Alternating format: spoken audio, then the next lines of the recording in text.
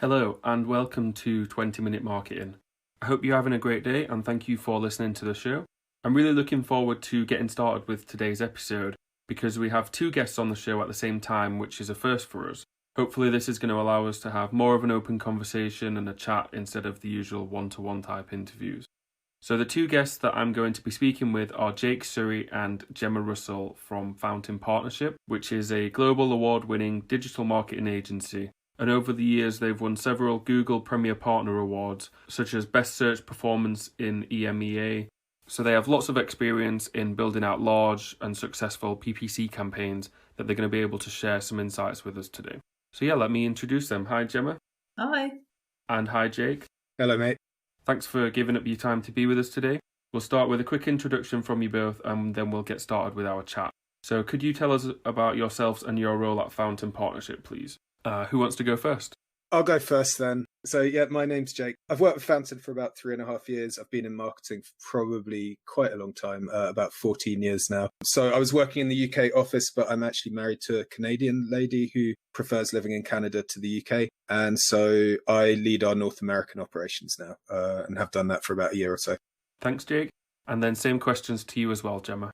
I've worked at Fountain for a couple of years, just about 2.5 years. I'm now a senior digital marketing consultant and focus really on PPC. I've been in digital marketing for over 10 years, so probably 10, 12 years now, scarily. And my main role at Fountain now, I guess, is working on the sort of larger PPC accounts. So I work quite a lot across quite a lot of accounts in terms of strategy, but my main focus is still managing sort of larger PPC accounts here at Fountain.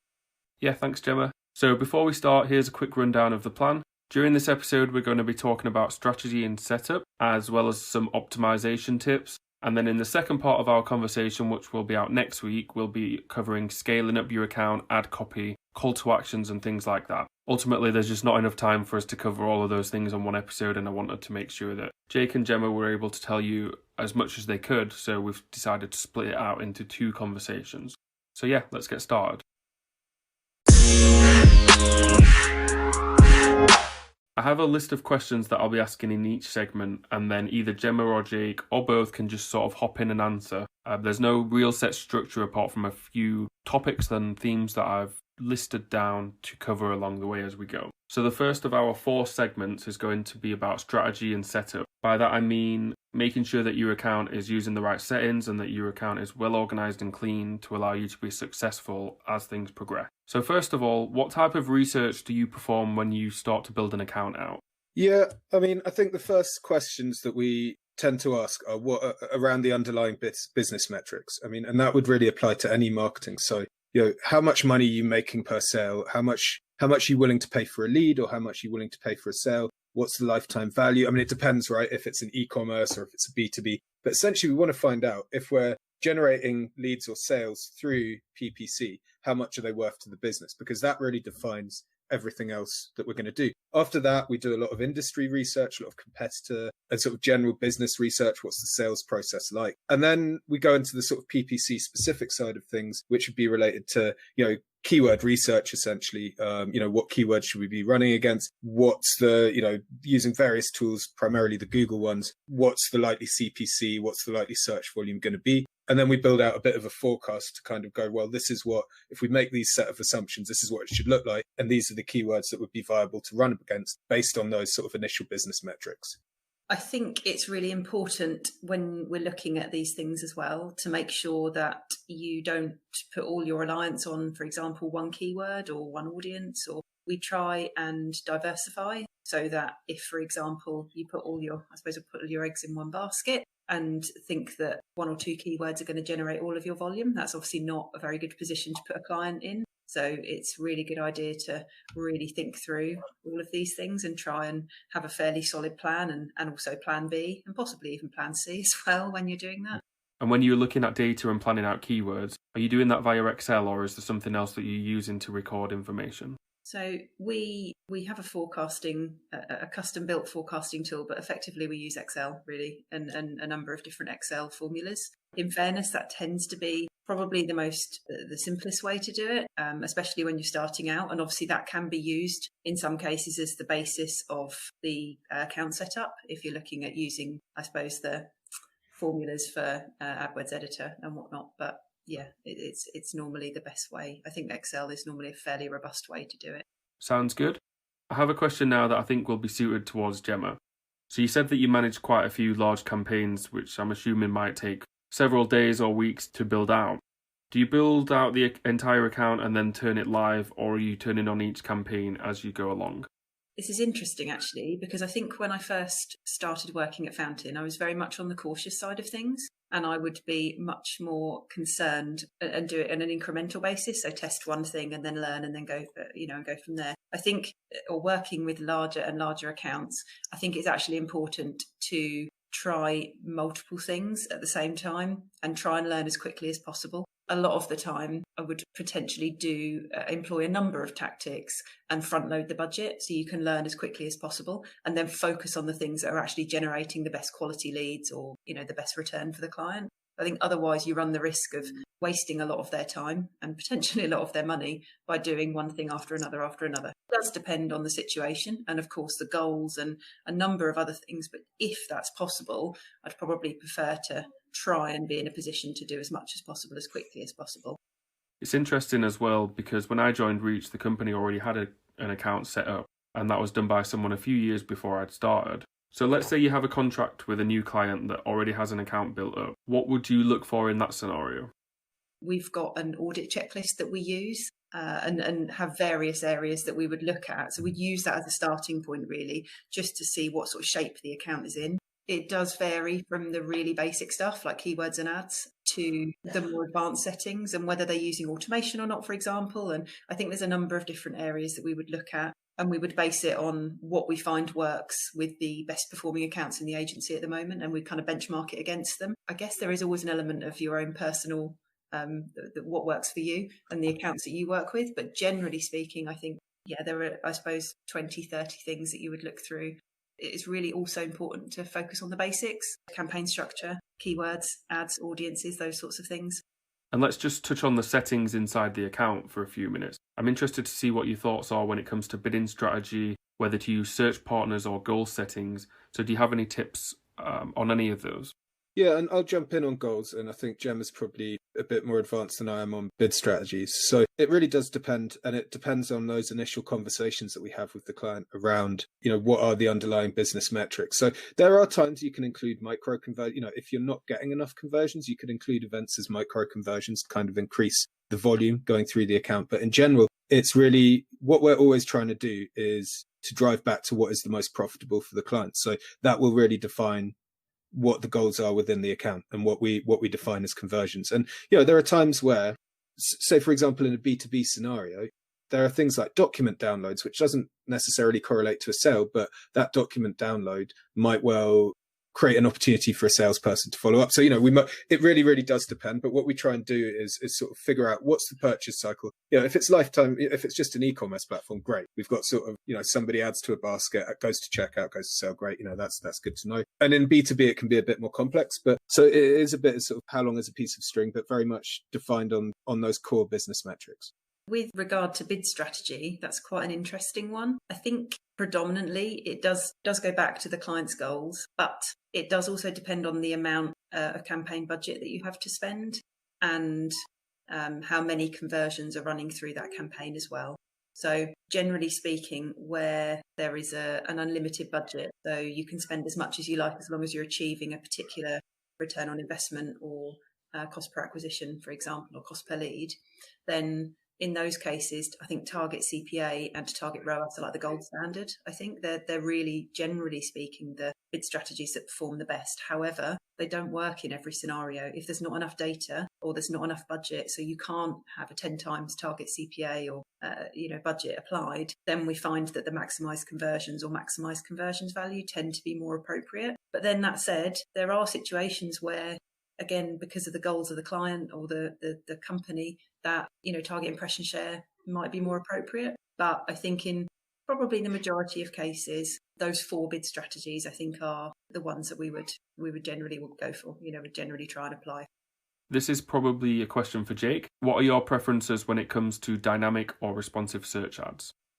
Pretty much the answer to all the questions for this are, it depends. I think they do work really well. So you've got responsive search ads and responsive display ads. So that's where you give Google a number of assets and then it will essentially massively split test them. And so what you do, say, for responsive search ads, where like your normal expanded text ad will have a couple of headlines, 3 headlines, couple of descriptions. And so what you can do is just upload a bunch of selections for it to choose from for headlines, bunch for descriptions, and then it will just like pick and choose and it'll optimize towards which ones are the best. So it can get a bit greedy with budget if you're running that against just standard ETAs in an ad group, but it often does perform really well. Responsive display ads, similar. You upload some creative assets, you upload some calls to action. And those are, I always used to think they look less good than, if you've got sort of a really nicely designed banner asset. But the fact is, because of the way Google is testing all different placements and stuff, they actually work really, really well. And this is, if you look at, we probably manage about 50 or 60 accounts. And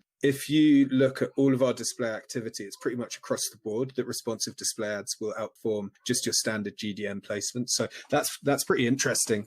Dynamic search ads would be where you give Google a URL, like so one of your pages, and then sort of leave it to go off and play and basically create its own ads. And they can work really, really well. They can be a bit of a black box. So what annoys me is that they'll often perform better than something that you've built yourself. But it's you don't get quite as much data.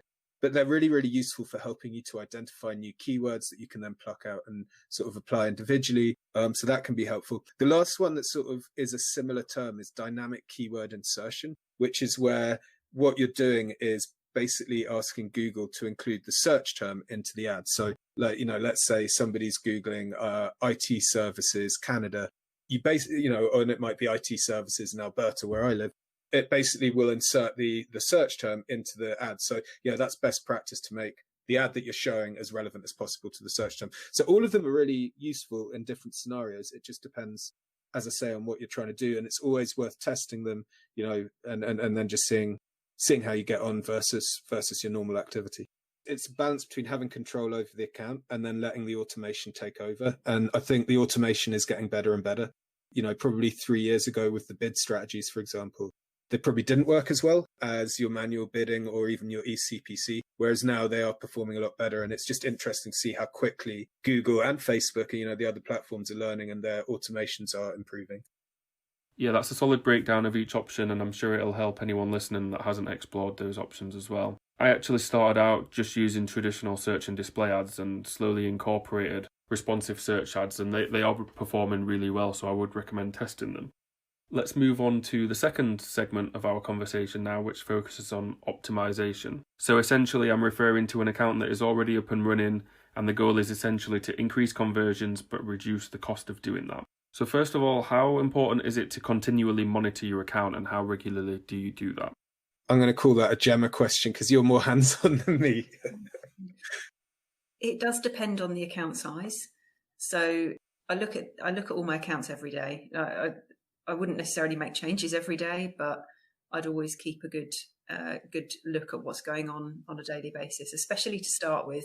It always takes a little bit of time. So maybe a week or two to get your head around something that is new to you, I think. But in an ideal world, I think it's important to leave things maybe a week or two before making changes. If you keep making changes every day, you'll never understand what's worked, what hasn't, what's impacted and what's not.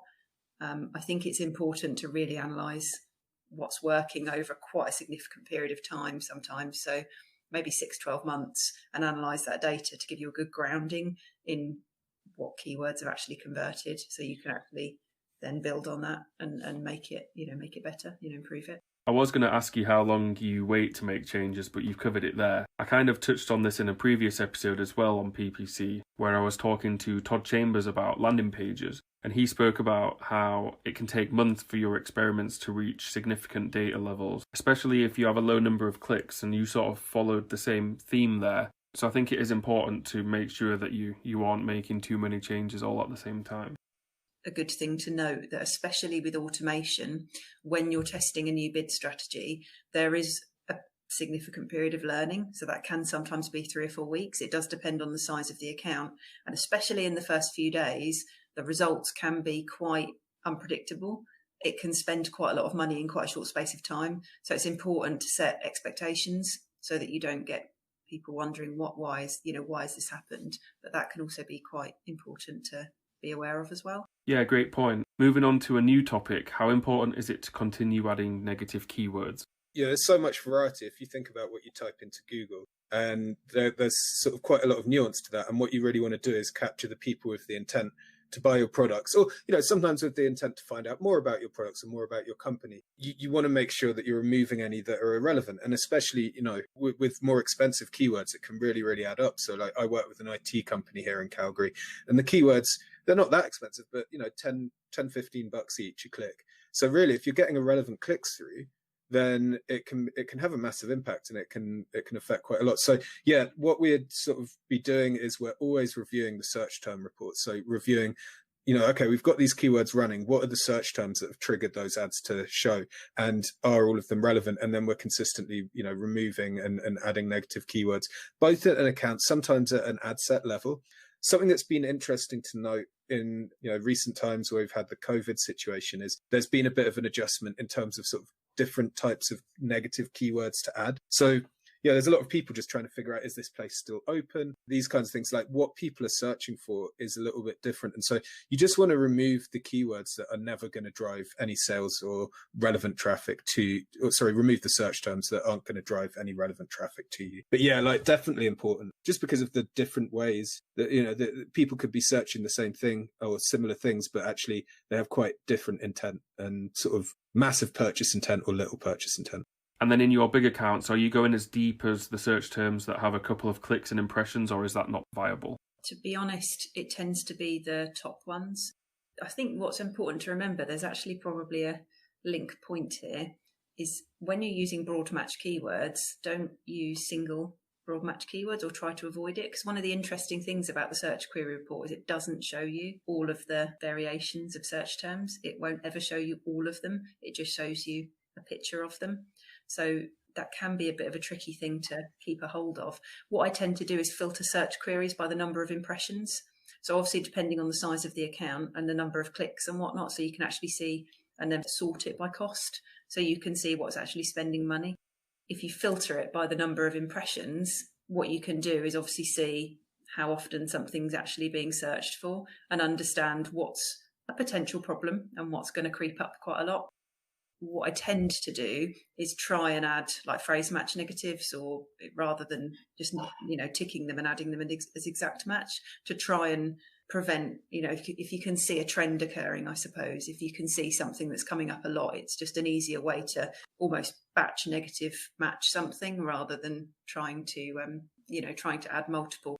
And then how much attention should we be paying to quality score? Gemma, I'll let you answer because you had a lot of insight yesterday. I don't obsess over it, actually. I think one of the things I would say, though, is I think it's important to make sure that the quality score of the keywords you have in your account is 5, 6 upwards, really, in an ideal world.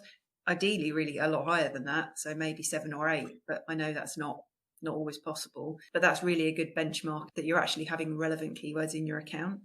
That said, I know that there are people that are obsessive about improving the quality score. I think that you can use the columns in AdWords, such as landing page experience, ad relevance, those sorts of things. That's always quite useful to break it down, and also to look at what it is now compared to its historical metrics, so you get a sense of, has it changed? So if you've made changes to a landing page and that's negatively affected the quality score, you can pick it up. So that's really useful. I wouldn't necessarily obsess over it. If you're converting well and you're driving money and your quality score isn't great, I mean, it's a thing to optimize, but it's not as important as profit. I mentioned earlier that we already had an account built out before I joined Reach, and it was sort of a big mess and there was things going on everywhere. So we decided to just build out a new account from scratch. And as a result, our cost per click came down by around £2 to £3 per click in some cases, which over a long period is obviously a huge saving. So is building out new accounts for the same brand something that you've done or continue to do? A lot of the time, if you do clean things up, Google is quite good at responding. And if you've optimized things properly, from an account that you've taken over that was set up poorly, it will respond pretty well. I'll give you an example though. We took over an account this year on this side of the pond where it was a business with quite a lot of different product types and places that they'd sell the product. And they actually had 8 AdWords accounts, so Google Ad these days, Google Ad accounts, and 8 Facebook accounts, probably about 15 different analytics views. And we actually centralized all of that. So that was an example where it just made a lot more sense to put all of the data into one place. It's easier from a practical point of view, but also just in terms of optimization, you've got more data running through the accounts, there's more conversions, so your automated bid strategies are working better. And it's you can just see things in one place, and you can also, from sort of a remarketing point of view, you could build bigger and better remarketing audiences and do a bit of cross-pollination. So that was a good example of where it made sense to totally restructure. I quite like having it sort of clean, and so yeah. In general, if we take something over, we'll try not to, but there are times where it's definitely worthwhile doing so. I'm curious to see what your thoughts are on SKAGS as well. I get quite a lot of mixed opinions from agencies and blog writers about whether they should be used. A SKAG is a single keyword ad group. So as the name would suggest, it's finding the most valuable keywords, the keywords that generate the highest volume of conversions, whether that be leads or sales, and separating them into their own individual ad group. Now, the benefit of that is that you can obviously manage the keywords that are most precious, most valuable to you, that are generating the most for you. You can obviously optimize them and see their performance really, really easily. However, I think it does depend on how much volume you've got running through that account, and also how many different match types you're using, because obviously you could have a keyword which is exact match in one ad group, phrase match in another, broad match in another. I have had, I'd probably say, some success in some cases by separating out a keyword, and in other cases not so much. So I would probably say if it's a high volume keyword and it gets a lot of traffic, a lot of leads, a lot of sales, then yes, separate it into its own ad group. But then as you get to the keywords that are still kind of similar, but potentially don't get as much traction, so don't get as many searches, then I'd probably start to group them together. So I'd almost take a bit of maybe a dual approach to that one. And I wouldn't necessarily say single keyword ad groups will always work or they always won't work. I think you probably need to take a bit of a blended approach. Yeah, sounds good. So I think we'll leave the optimization section there. In the next episode, which will be out next week, we'll be talking about upscaling as well as ad copy and call to actions that you can include to improve click-through rate. And if you stay tuned for a few more minutes, I'll be asking Gemma a few quick questions to close out the episode.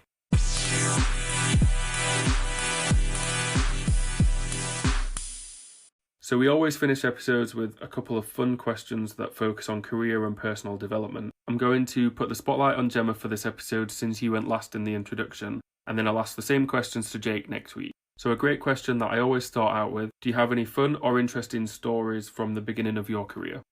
I actually got a job in like a pricing sort of financial job. I'd never actually done digital marketing before. So I arrived on my first day at my new job and they asked if I would be able to cover for maternity cover for the digital marketing manager. Bear in mind, I didn't even know what Google Ads was or an affiliate or anything like that. And this was a fully kind of digital company. So bear in mind, this was, like I say, 10, 12 years ago, something like that. I had 1 day's training, one keeping in touch day with the previous marketing manager. And then the only other person in the company who had any idea about anything to do with digital marketing went on honeymoon for a month. So I really did have a baptism of fire, but it worked out all right in the end, clearly, because I'm still doing it now. Yeah, that's a great answer, and it's funny how many people sort of just find themselves in the industry unexpectedly. One final question: do you have any resources that you use when you're looking for Google Ad updates or anything marketing related that our listeners might find useful? I get Search Engine Land, Marketing Land. They have quite good summaries at the end of them. They'll have like maybe 10 articles at the bottom from all around the web. So that can be really useful to find different stuff. I really like PPC Hero as well. That can be really good. But they're probably the main ones that I end up reading. And I still subscribe to Moz and get the roundup of that. But there are so many, but they're probably the best ones that I'd use the most often, I think. Yeah, sounds good. Thanks for sharing those resources with us. I hope everyone's enjoyed listening to the episode, and we'll be back with part 2 next week.